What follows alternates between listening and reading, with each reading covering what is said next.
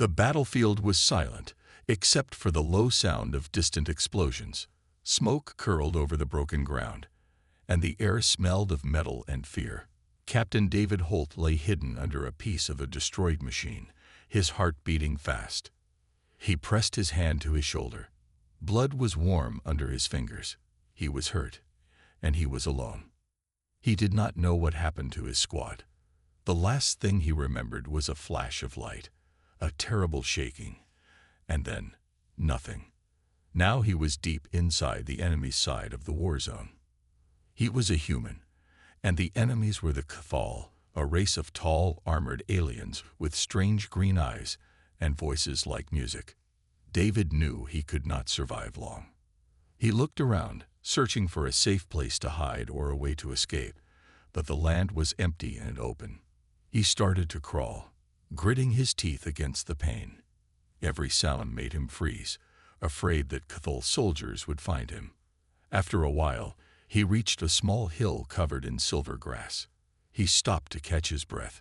Suddenly, he heard a soft voice behind him, a voice that sounded both beautiful and dangerous. "You are a long way from your home, human," the voice said. David turned slowly. Standing a few meters away was a Cathal, but not just any Cathal.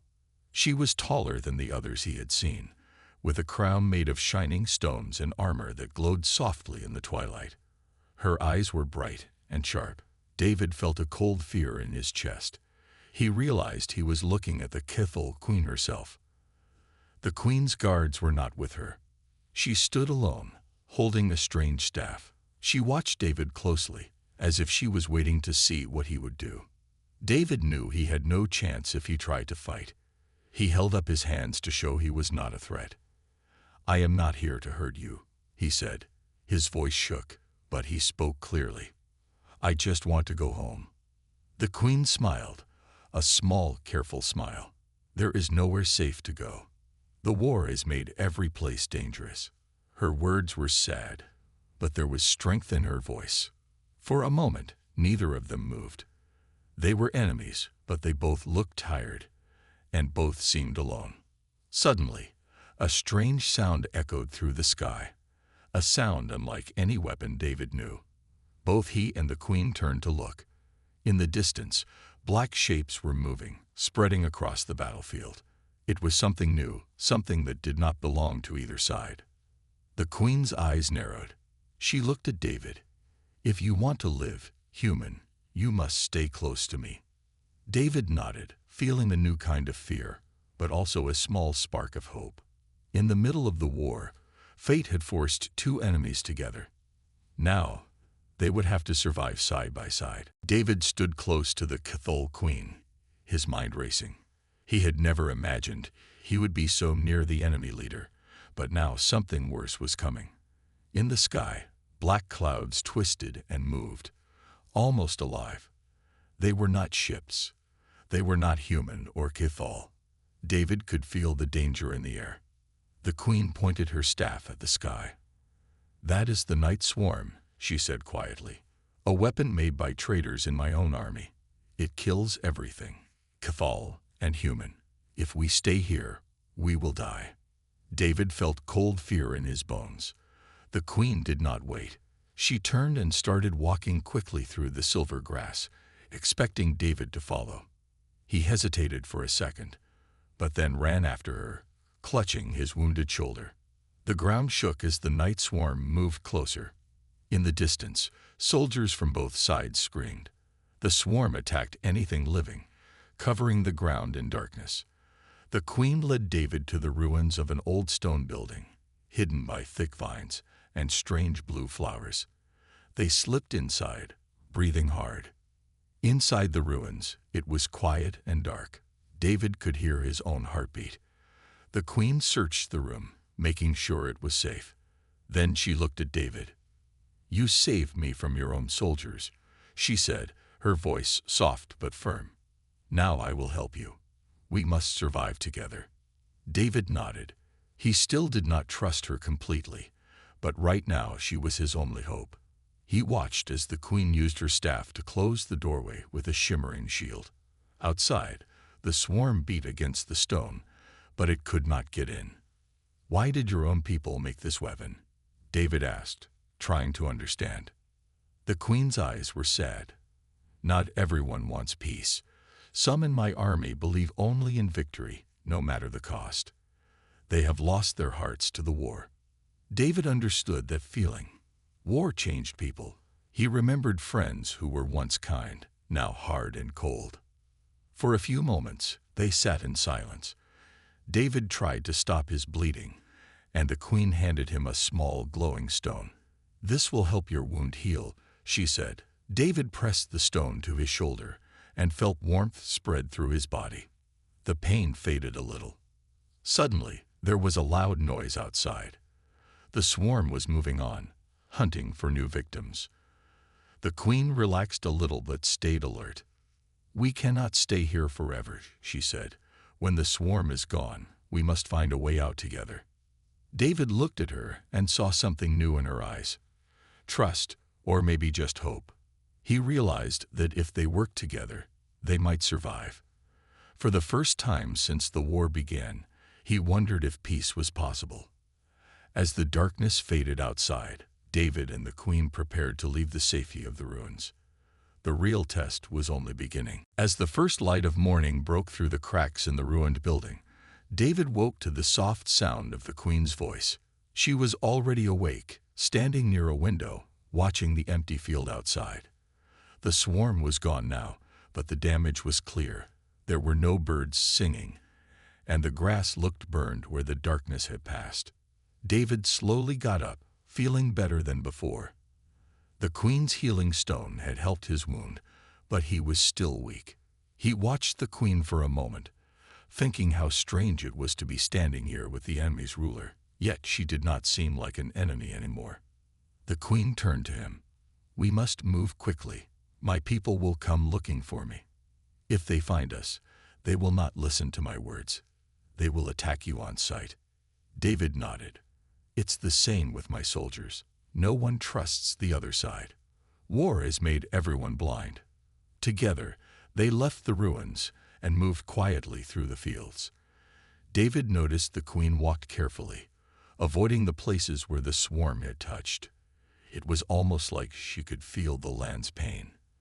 As they walked, David tried to learn more about her. "Why are you alone?" he asked softly. "A queen usually has guards." The queen's face grew sad. "I wanted to see the front lines with my own eyes. I thought maybe if I understood the pain of war, I could find a way to stop it. But now, I am trapped here, just like you."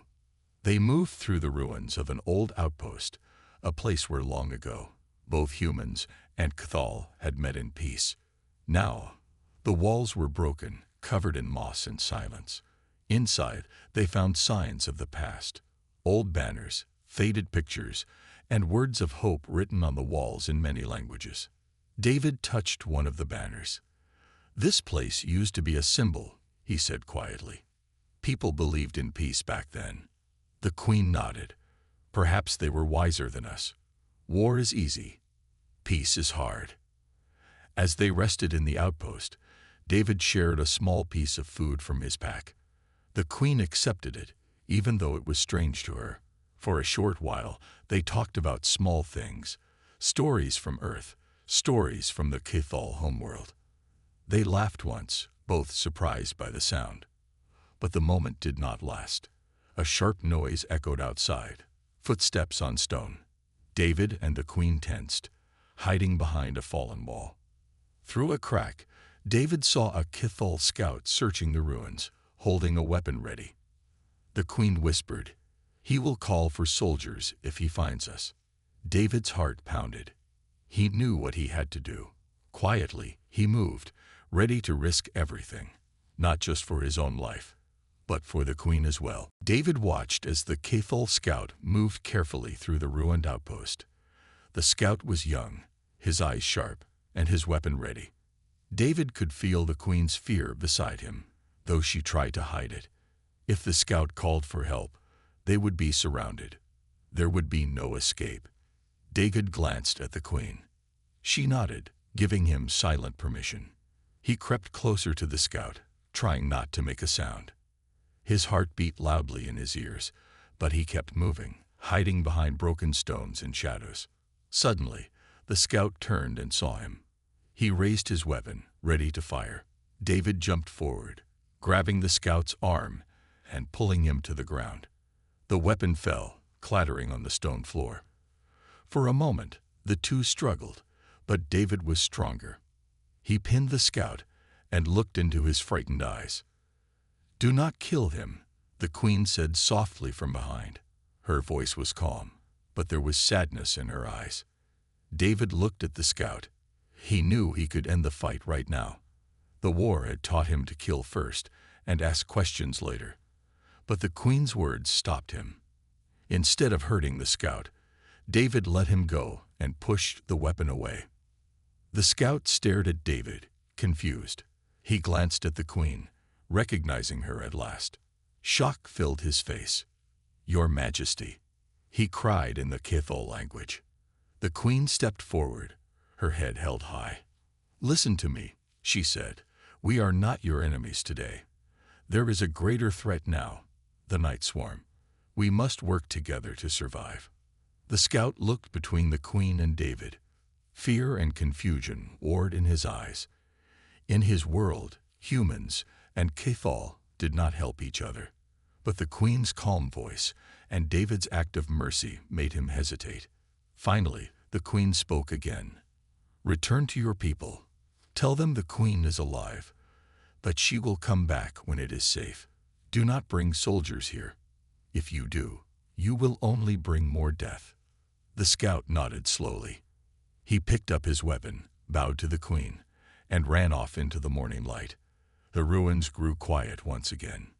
David sat back, feeling both relief and worry. He looked at the queen. "He will do what you asked." "I hope so," the queen replied. "You spared his life. That is not the human way I have seen in this war." David thought of all he had seen and done. "Mercy is not easy in war," he said, "but maybe that is why it matters." The queen studied David for a long moment. Then she removed a shining insignia from her armor, a royal symbol. She handed it to David. "Take this. If any Cathol see you with me, they will know you are my protector. It may save your life." David took the insignia, feeling its weight. He understood now that their fates were tied together. Enemies had become allies. And maybe, just maybe, there was hope. With the royal insignia hidden safely in his pocket, David followed the queen deeper into the wild lands between the two armies. The world was silent, except for the distant sounds of machines and the cries of wounded soldiers.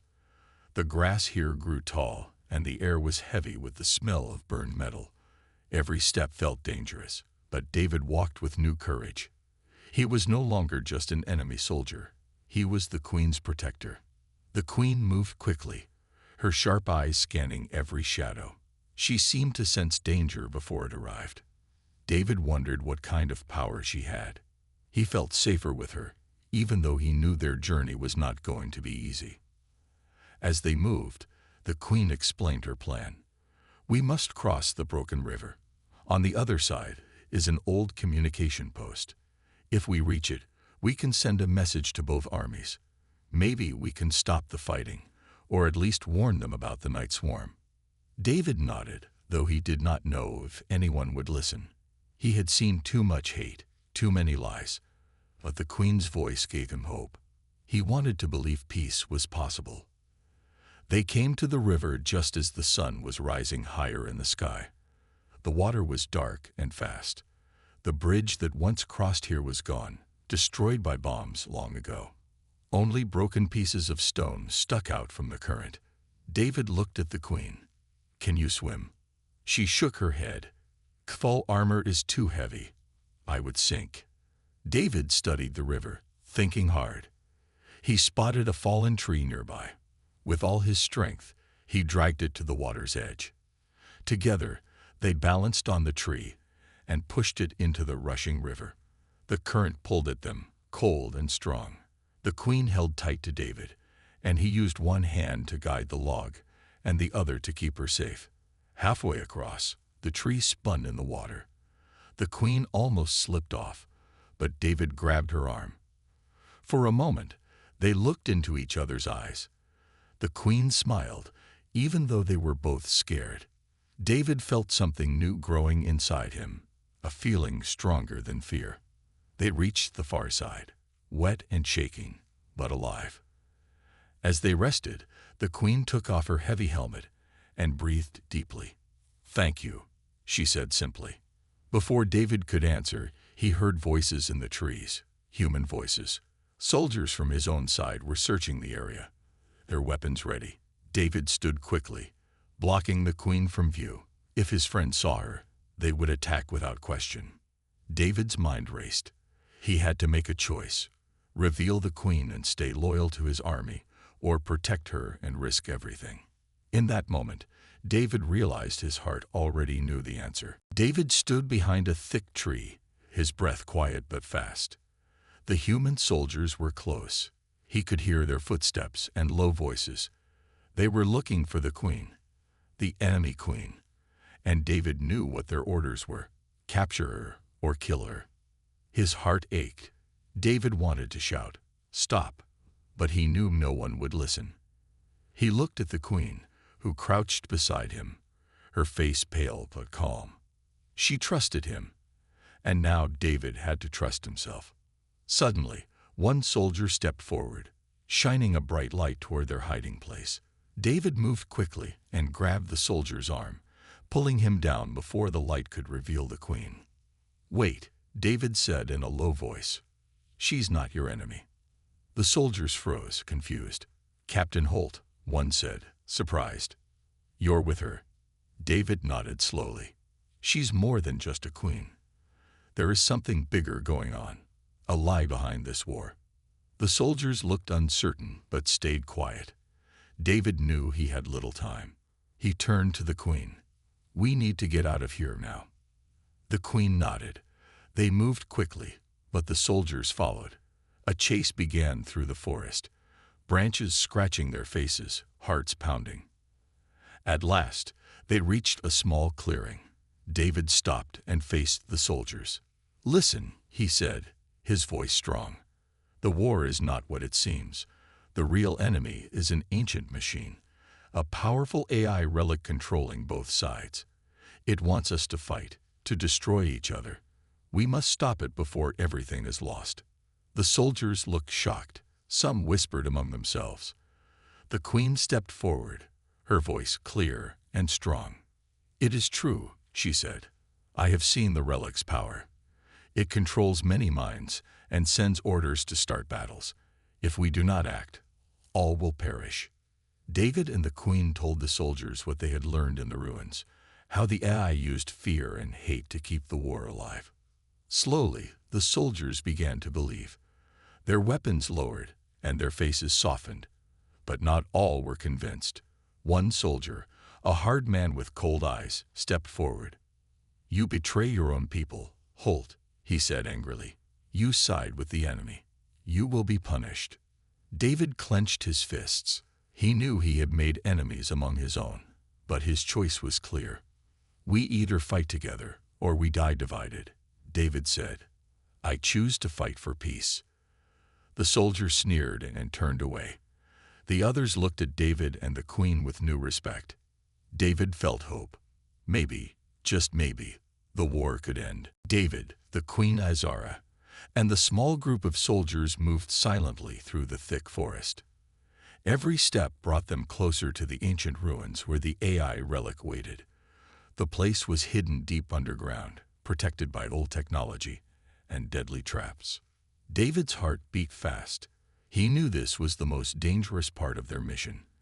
If they failed, the war would never end, and many more lives would be lost. But if they succeeded, they could save both their peoples. The queen's armor shined softly in the dim light. She held her staff tightly, ready for anything. "We must be careful," she warned. "The relic controls many defenses. It will try to stop us." As they approached a large metal door, David's team stopped. The door was covered in strange symbols that glowed faintly. David reached out and touched the symbols. Suddenly, the door hissed and began to open slowly, revealing a dark tunnel. They stepped inside, their weapons ready. The air was cold and smelled of metal. Lights flickered along the walls, and strange noises echoed in the distance. The relic was alive. Suddenly, a loud voice boomed through the tunnel. "Intruders detected. You cannot stop the war. Surrender now." David looked at the Queen. "We cannot surrender. We must destroy it." The group moved forward cautiously. The tunnel opened into a large room filled with glowing machines and wires. In the center was a massive computer core, pulsing with light. The AI relic's voice came again, this time calm but cold. "Why do you fight against your own destruction? War is the natural order. You cannot change it." Isara stepped forward, her eyes glowing with power. "We refuse to accept your control. We will end your war and bring peace." David joined her, raising his weapon to the core. But as they prepared to attack, the relic sent out waves of energy. The ground shook, and walls moved to block their path. Traps sprang to life. The group fought hard, working together to avoid danger. David saw the Queen use her psychic powers to protect them, while he used his quick thinking to disable traps. Finally, after a long struggle, they reached the core. David aimed and fired. The core flickered and began to shut down. The relic's voice faded. "You may have won this battle, but war is eternal." The room fell silent. David and the Queen looked at each other, exhausted but hopeful. They had stopped the machine, but the real work was just beginning. The heavy silence in the chamber felt strange after the AI relic had shut down. David and Queen Isara stood together, their breathing slow but steady. They had survived the impossible, destroying the machine that controlled the war. Now they faced a new challenge. What came next? The Queen looked at David with tired eyes. "We have won a battle, but peace will not come easily," she said softly. David nodded. "The soldiers on both sides will not trust this. They will want to fight." Isara stepped closer, her voice gentle. "We need a symbol, something that shows humans and Cathal can live together." David thought hard. The war had taught him one thing. Words alone could not change hearts. People needed hope, a reason to believe. Suddenly, an idea came to him. He took a deep breath, feeling the weight of the moment. "Isara," he said, "will you marry me?" Isara's eyes widened in surprise. The words hung in the air, strange but powerful. David stepped forward and took her hand. "I know it sounds crazy," he continued, "but if we stand together, personally and publicly, it will show both our peoples that peace is possible, that we can be more than enemies." Isara looked down at their joined hands. She thought about the years of war, the lives lost, the hatred that grew like fire between their people. But here, in this quiet moment, she saw a different future. Slowly, a small smile appeared on her lips. "Yes," she said, "I accept." David felt hope bloom inside him like never before. The Queen smiled, and the air seemed to brighten around them. But their moment was not yet over. Suddenly, the chamber trembled. The AI relic, though shut down, had left behind a test. One last challenge for those who wished to change the course of history. A glowing circle appeared beneath their feet. A voice, calm and mysterious, spoke. "To prove your unity and strength, survive this trial together. Only then can peace truly begin." David looked at Isara. They nodded to each other, ready to face whatever came next. Their hands tightened, their hearts steady. The chamber walls shifted, and new dangers appeared. But they were no longer just a soldier and a queen. They were partners. Together, they stepped into the trial, ready to fight for the future they believed in. The glowing circle beneath David and Queen Isara hummed softly as the chamber transformed around them. Walls moved and shifted, changing into a maze filled with strange traps and puzzles. The AI relic's test had begun. David took a deep breath and looked at Isara. "We have to work together," he said firmly. Isara nodded, her eyes sharp and focused. Our strength is in unity. They stepped forward into the maze, facing dangers at every turn. Sharp spikes, sudden walls, and puzzles that needed both their skills to solve. David used his quick thinking and knowledge of technology. Izara used her psychic powers and royal wisdom. At one point, a massive door blocked their path. David studied the symbols carved into it. "This is a lock," he said. "We need to find the key." Izara closed her eyes and reached out with her mind.